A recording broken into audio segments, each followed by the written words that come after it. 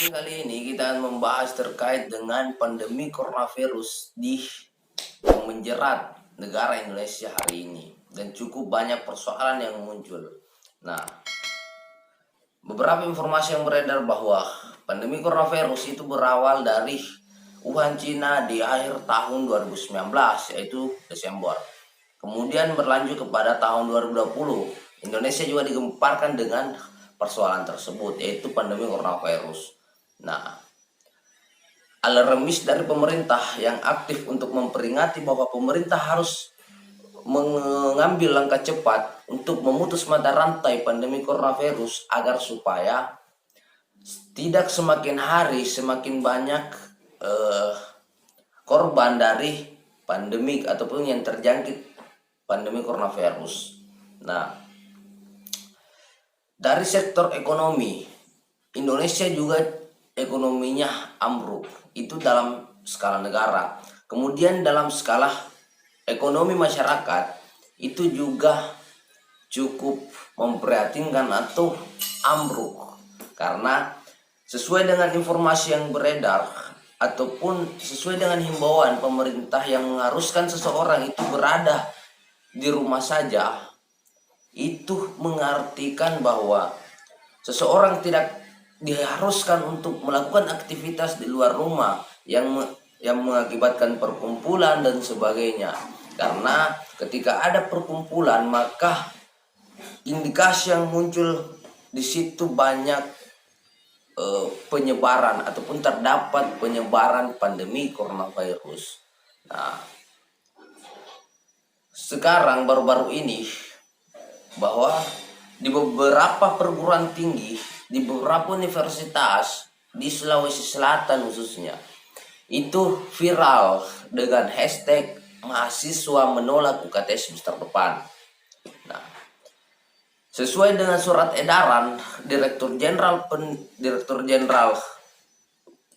Pendidikan Islam nomor 697/03/2020 itu tentang perubahan dan juga tentang perubahan surat edaran Direktur Jenderal Pendidikan Islam nomor 657/03/2020 yang pada intinya dalam perubahan itu berbicara persoalan bahwa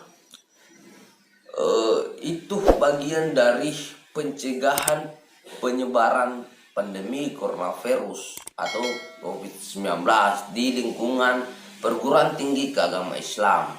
Nah, pada intinya pula bahwa poin yang terdapat ataupun tercantum dalam perubahan tersebut, ya, perubahan surat edaran tersebut itu berbicara tentang perkuliahan semester genap tahun akademik 2019-2020 tiap PTKI baik negeri ataupun swasta itu dilakukan secara online.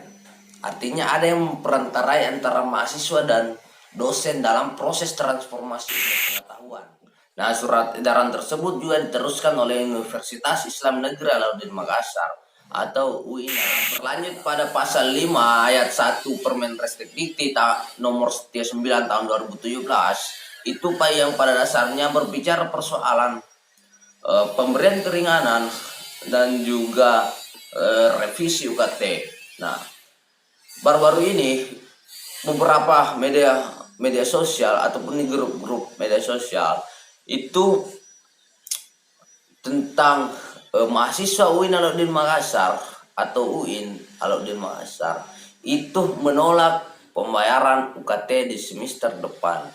Alasannya itu sudah jelas tadi, bahwa dalam pandemi coronavirus semua tanpa terkecuali itu merasakan dampak dari sektor ekonomi dan sebagainya. Nah, ketika memang perguruan tinggi itu memaksakan terkait dengan pembayaran UKT, maka indikasi yang muncul bahwa akan ada gerakan yang berskala besar dari kalangan mahasiswa terkait dengan menyuarakan persoalan-persoalan keresahan yang bersemayam dalam dirinya.